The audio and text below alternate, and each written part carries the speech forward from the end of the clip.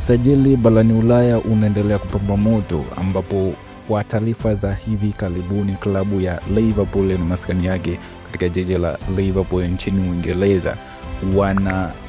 mazungumzo na mchezaji wa klabu ya Bayer Leverkusen Florian Wirtz,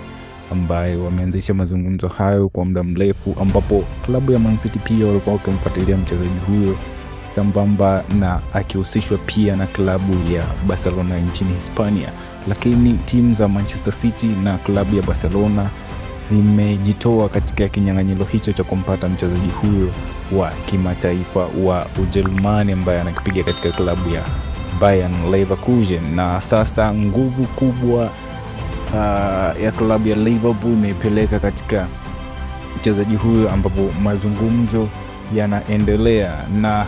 hivi punde taarifa za kukamilika kwa usajili huo zinaweza zikatoka muda wote. Kama ni mara yako ya kwanza kutembelea katika klabu ya Y Media,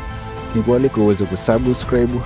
kwa kubonyeza alama ya kengele ili kupata updates na video mpya ambazo zitakuwa zinaachiwa katika channel ya Y Media.